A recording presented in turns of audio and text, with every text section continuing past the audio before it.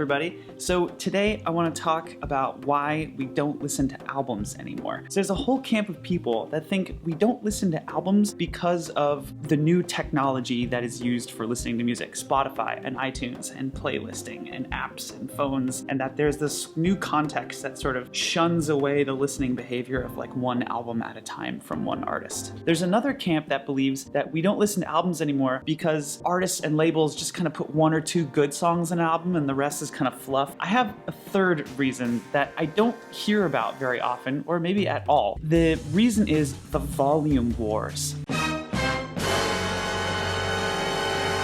I'm not sure if you folks have heard this term, but there's a thing in music called compression. Music compression, dynamic compression, is different than what most people consider compression to be. Let's say you have a wave file, right? And it's like some bits of it are really loud and some bits that are quiet, some bits get louder and then they're kind of medium volume and then they're quiet again. Like when I'm talking, if you were to look at the waveform of my speech, sometimes you'd hear me speaking quietly and sometimes I'd be speaking really loudly and it would look something like this. Compression, dynamic compression in audio, takes a waveform like this and it takes these peaks and it cuts them off right there. And then it takes this valley, it cuts it off right there. So compression lowers the volume of the loud bits. It takes the loud parts and it notches them off on the top and it curves them over like that. Then it takes the whole waveform, the entire waveform, and stretches it out. So it's all like that. Basically, it's all loud. So compression is used to make it sound louder, to make a song sound louder.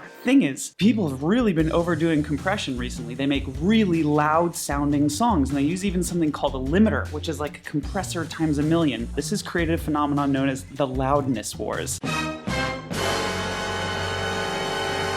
Producers of music striving to make their track louder than any other track. So you can make it sound louder by squashing it and making it just really like a brick. So now if you look at the waveforms of pop songs, particularly like dubstep or those kinds of songs, it's like a solid brick, just like this, instead of like loudness. Now that we're listening to bricks, that creates something called ear fatigue or listening fatigue. It's like looking at a bright white light that's like super bright for too long. It starts to hurt your eyes. The same thing happens with music. It starts to become uncomfortable to listen to something that's that loud. Even if you turn your volume down, the fact that it's a persistent level blaring into your ears actually creates listening fatigue. So I think one of the reasons we don't really listen to albums anymore is because it's hard to make it through an album without feeling really tired, without feeling like you've been staring at a bright white light for so long. You get about 3/4 of the way through an album and you just like want to take a nap, or you need to like turn it off and just like relax. I think it comes down to this desire to create the hit single, the big, loud, bursty, anthemic hit single that's rah-rah, huge chorus, explosive sounding everything, and so crush the volume, make it as loud as possible, and then we get 3/4 of the way through and we have to take a break. Cool.